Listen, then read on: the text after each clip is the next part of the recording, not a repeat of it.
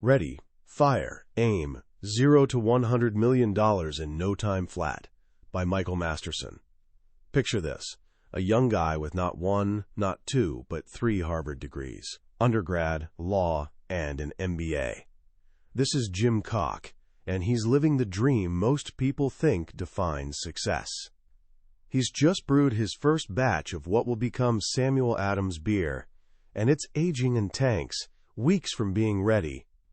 So what does our Harvard genius do on this crucial day? He spends the entire day hunting for the perfect computer system. Makes sense, right? Every serious business needs a computer to track sales and manage the books. That evening, his uncle calls. He's one of Jim's first investors, and he asks a simple question. So what did you accomplish today? Jim enthusiastically tells him about his computer shopping adventure. There's a pause on the other end of the line. Then his uncle cuts straight to the heart of things. Sales. By the way, have you got any? Jim admits he hasn't made a single sale yet. His uncle's voice sharpens. So what the hell are you doing buying a computer? Jim, I've seen far more businesses go broke from lack of sales than from lack of a computer. Why don't you work on first things first? That conversation changed everything. Jim suddenly realized he had it completely backward. His business didn't need a computer first, or an office, or even a proper desk. It needed a customer. The very next day, terrified but determined, he walked into a bar with a briefcase full of cold beer and made his first sale. That story captures the entire essence of what we're diving into today. It's the central idea behind a book that flips conventional business wisdom completely upside down. The book is Ready, Fire, Aim by Michael Masterson, and it's a roadmap showing how dozens of businesses have rocketed from zero to over $100 million by breaking one simple rule, the rule that says you must aim carefully before you fire. Michael Masterson is a fascinating character, sort of an entrepreneurial ghost who has quietly helped build empires in publishing, health, real estate, and countless other industries. He's not your typical buttoned-up CEO. He's more bohemian, an art collector and writer. But his life's work has been uncovering the hidden patterns of business growth. And what he discovered is that a business's journey isn't one long, continuous climb. It's a series of 4 distinct stages, and each stage has its own unique problem, its own critical challenge, and its own massive opportunity. The secret, he says, is knowing which stage you're in and focusing all your energy on solving that stage's single most important problem. So today, I'm going to walk you through that 4-stage journey. By the end, you won't just understand the philosophy of ready, fire, aim. You'll have a clear, practical blueprint for taking an idea from a thought in your mind to a thriving, $100 million enterprise. This isn't just about business. It's about a whole new way of thinking about action itself. Most of us grow up learning the mantra, ready, aim, fire, look before you leap, plan every detail, perfect your product, create a flawless business plan, design the logo, print the business cards, build the perfect website, aim, aim, aim, and then, only when everything is perfect, you fire. It sounds responsible. It sounds wise. But Michael Masterson argues that for an entrepreneur, this is the single most effective way to guarantee failure. Why? Because all that time you spend aiming, you're operating in a vacuum. You're guessing what the customer wants. You're assuming your product is good. You're investing time, money, and hope into a fantasy. The real world, the marketplace, hasn't given you a single piece of feedback yet. You're like a general planning a war with a map who's never actually seen the battlefield. Masterson flips this idea completely. His philosophy is simple: ready, fire, aim. Get your idea just ready enough, then fire, make a sale, get it into the hands of a real customer as fast as you possibly can. And then, only after you've fired, after you've seen how the market reacts, do you begin to aim. You use the feedback from that first imperfect sale to refine your product, your marketing, and your strategy. This isn't about being reckless. It's about being smart. It's about understanding that the most valuable information you'll ever get, doesn't come from a business plan. It comes from a customer. This simple shift in thinking is the engine that drives a business through its 4 critical stages of growth. Stage 1, infancy, from 0 to $1 million. This is the most fragile stage of any business. You have an idea, maybe a prototype, but you have no customers and no cash flow. According to Masterson, the main problem at this stage is brutally simple. You don't really know what you're doing. You think you know, but you don't. And because of this ignorance, most aspiring entrepreneurs make the same fatal mistake as our friend Jim Koch. They focus on everything except the one thing that matters. They focus on what Masterson calls tertiary concerns: setting up the office, designing logos, filing legal forms, perfecting the product. They're busy, but they're not productive. The main challenge of stage 1 is singular and ruthless: making the first profitable sale. That's it. Nothing else matters. Before you make a sale, you don't have a business. You have a hobby that's costing you money. The first sale is the moment your idea makes contact with reality. It's the ultimate test. Do people actually want this? Will they pay for it? Masterson tells the story of 2 entrepreneurs. The first, a New York realtor, had an idea to broker office space online. He spent a year and $10,000 building a magnificent website with all the bells and whistles. He was convinced he'd be the next Jeff Bezos. When he finally launched it, crickets. Nobody came.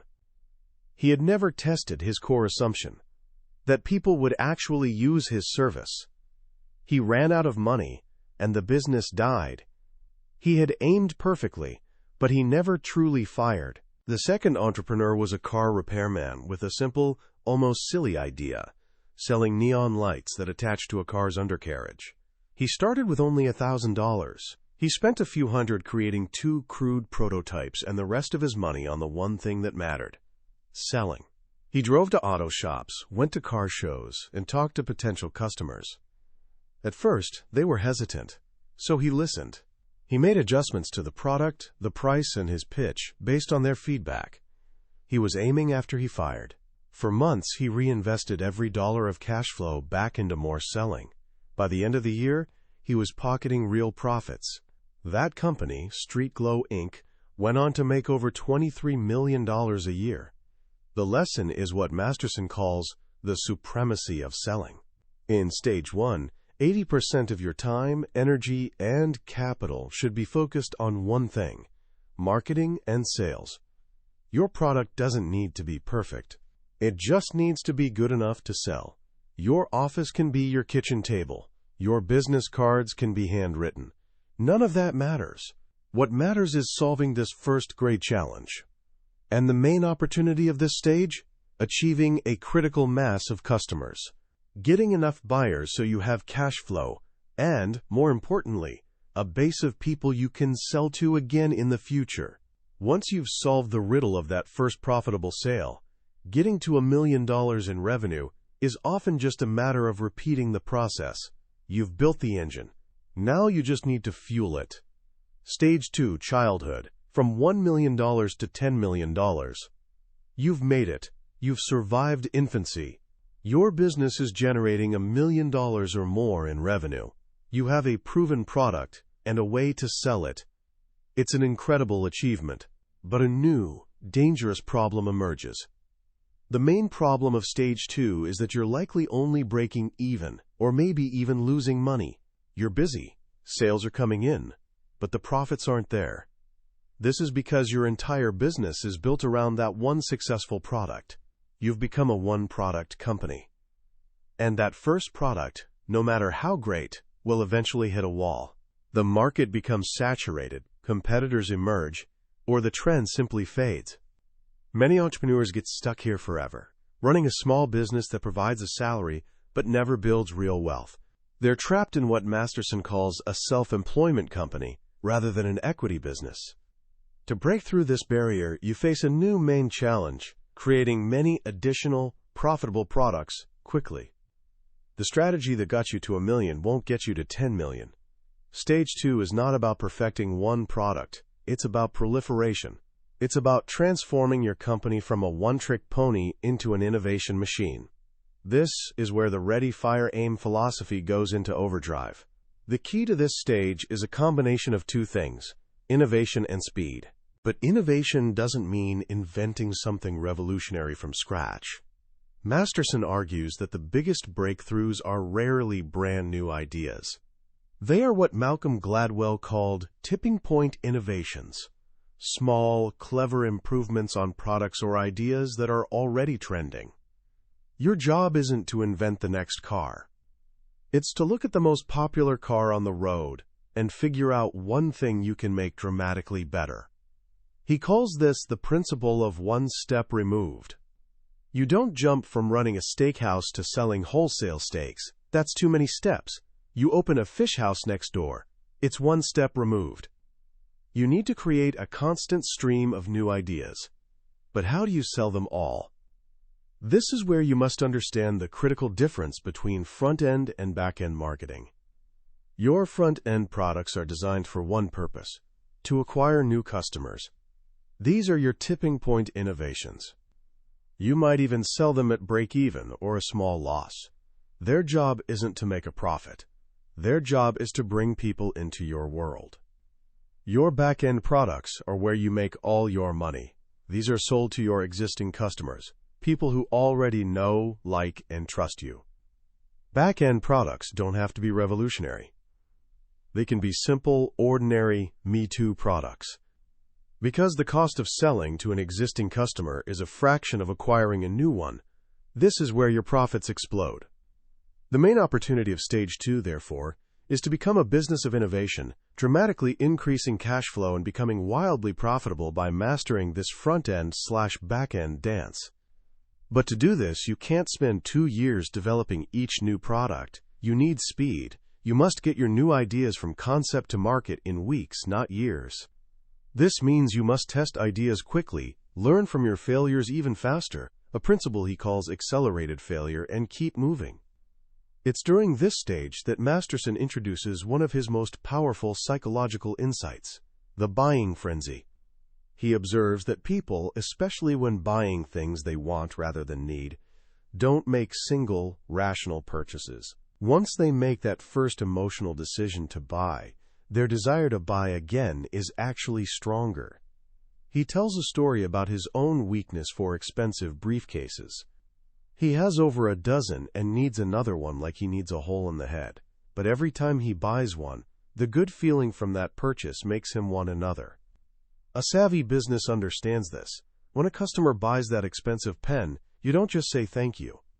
You immediately show them the matching pencil, the leather case, the whole collection. You lean into the frenzy.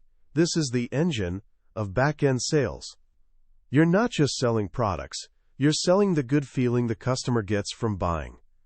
Mastering this stage means you're no longer just an entrepreneur. You're becoming a true marketing genius, capable of leading a business into the double-digit millions. Stage 3. Adolescence. From $10 million to $50 million. Your business is flying. You're an innovation machine, launching new products, attracting thousands of customers, and the revenues are climbing past 10 million, 20 million, 30 million. It feels like you're on top of the world, but underneath the surface, the machine is starting to shake violently. The main problem of Stage 3 is that your systems are strained, and customers are starting to notice. The chaos that fueled your growth is now threatening to tear the company apart. Orders are getting lost. Customer service calls are taking longer. Product quality is slipping. The entrepreneurial let's-get-it-done culture that was your greatest strength has now become your greatest weakness. You, the founder, are now the main bottleneck. You're still trying to have your hands in everything, approving every ad, inspecting every product, but the business has grown too big. It can no longer be run by one person's heroic efforts. This is the adolescent stage.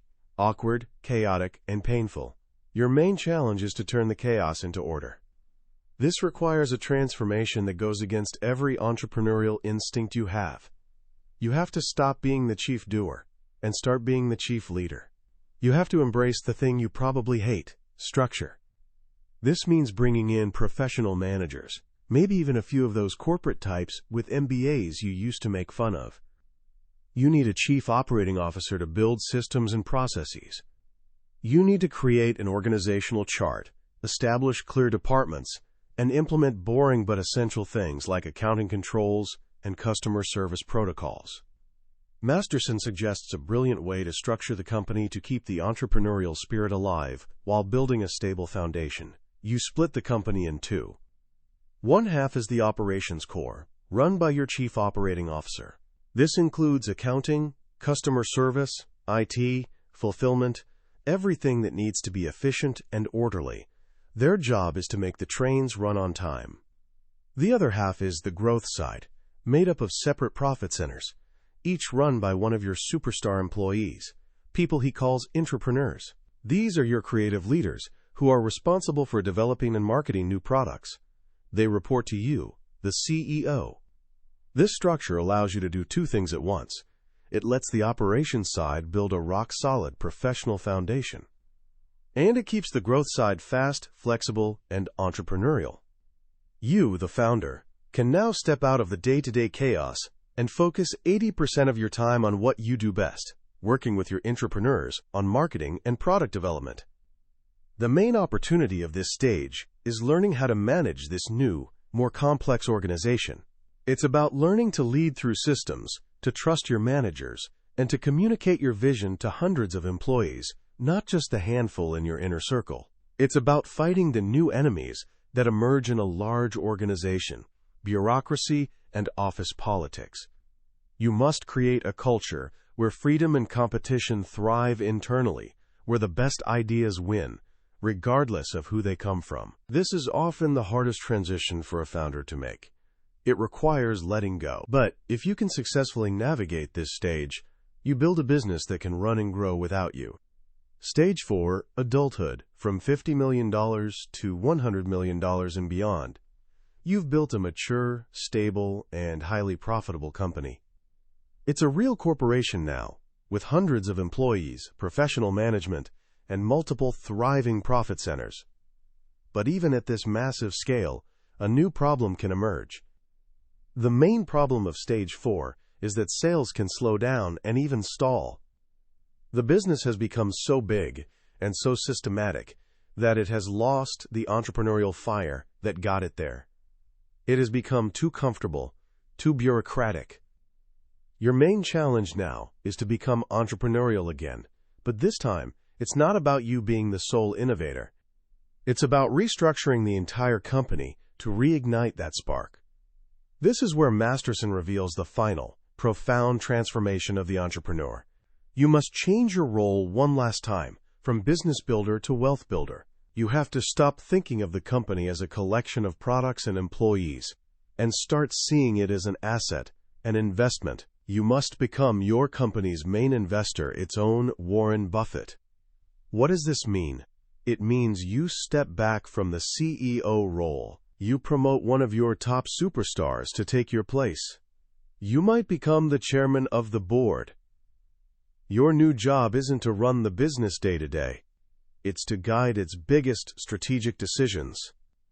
You might do this by breaking the company up into even more independent businesses, giving your entrepreneurs equity and letting them run their own shows, with you as an advisor and investor. This is exactly what Masterson did with a business that hit $135 million. He and his partner broke it into 5 separate companies, gave them to their top employees, and stepped back. The result? Revenues went through the roof because they had unleashed the entrepreneurial potential of 5 leaders instead of just one.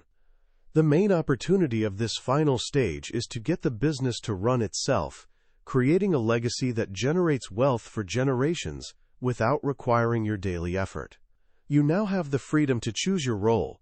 You can be an advisor, meeting with your leaders a few times a year to share wisdom. You can focus on acquisitions, using your company's profits to buy other businesses, or you can simply enjoy the fruits of your labor. You have completed the journey. You've gone from doing all the work yourself, to managing others, to leading a large organization, and finally, to guiding its destiny as an investor. you have achieved what the book promises in its introduction: the greatest job in the world. The freedom to work when you want, where you want, with whom you want, doing only what you want. That is the full arc of Ready, Fire, Aim. It's a journey not just of business growth, but of personal evolution. It's a testament to the power of action over perfection, and a guide to navigating the predictable yet challenging stages of building something truly great from nothing. When you step back and look at Ready, Fire, Aim, you realize it's not just a business book, it's a book about the psychology of action. The central idea that it's better to act imperfectly than to plan perfectly is a profound lesson that extends far beyond the world of entrepreneurship. It's a cure for the paralysis that so many of us feel when faced with a big dream, whether it's starting a business, writing a book, or learning a new skill. The book's most powerful contribution, I believe, is its deconstruction of the entrepreneurial journey into 4 distinct stages. This framework is like a map for a territory that most people wander through blindly. By understanding that the problem you face today, whether it's making your first sale or managing organizational chaos, is a normal, predictable part of a specific stage, it removes so much of the fear and uncertainty. It tells you, you are here. This is the dragon you must slay. And here is the sword you need to do it. It replaces anxiety with a focused plan of action. What's also brilliant is how Michael Masterson shows that the skills that make you successful in one stage can actually become your downfall in the next. The relentless, hands-on hustler needed for stage 1 becomes the bottleneck in stage 3. The innovation machine of stage 2 can create chaos, if not balanced, with the systems of stage 3. This reveals the deeper truth of the book. Building a great business requires you, the founder, to constantly evolve. You must be willing to let go of the identity that made you successful in the past to embrace the new one required for the future. It's a journey of shedding skins. So, how can you apply these ideas right now, today? Let's make it incredibly simple. First, if you have an idea for a business, ask yourself the stage 1 question: what is the absolute fastest, cheapest, and most direct path to my first sale? Not the perfect product, not the beautiful website, the first sale. Can you create a crude version and sell it to a friend this week? Can you post a description on social media and see if anyone will pre-order it? Take one action, no matter how small, that moves you toward that first transaction. Fire. Second, if you already have a business that's making money but feels stuck, ask yourself the stage 2 question: what is one new, simple product I can offer my existing customers this month? It doesn't have to be a masterpiece. It can be a simple guide, an accessory, a consultation service. Tap into the power of your back-end and your customer relationships. Just launch something new. And third, for anyone who feels overwhelmed and buried in work, ask the stage 3 question: what is one task I am currently doing that is essential but could be done by someone else? Your job as a leader is to elevate yourself to solve bigger problems. That can only happen if you delegate. Identify one thing, write down the process, and hand it off to someone you trust. Start letting go. Ready, Fire, Aim is more than a manual for making money. It's a philosophy of momentum. It teaches that progress isn't born from flawless planning, but from messy, courageous, and immediate action. It reminds us that the journey of building something great is a series of imperfect steps taken quickly, with the courage to correct our course along the way. That was a summary of Ready, Fire, Aim by Michael Masterson. We've explored the big ideas today, but a summary is like looking at a map of a beautiful country. The real adventure begins when you decide to walk the roads yourself. The book is filled with stories, details, and hard-won wisdom that we just couldn't cover. If the idea of a clear, stage-by-stage path to building a business excites you, if the philosophy of action over perfection resonates with you, then I truly believe this book is worth your time. Reading it isn't just about learning business tactics. It's about fundamentally changing your relationship with risk, failure, and success. A link to the book is in the description below. Also, if this journey through the 4 stages of business growth has provided you with a new perspective, please take a moment to hit that like button and subscribe to the channel. It lets us know we're on the right track and ensures you won't miss our next exploration into another life-changing book from the billionaire's bookshelf. Let's keep growing together.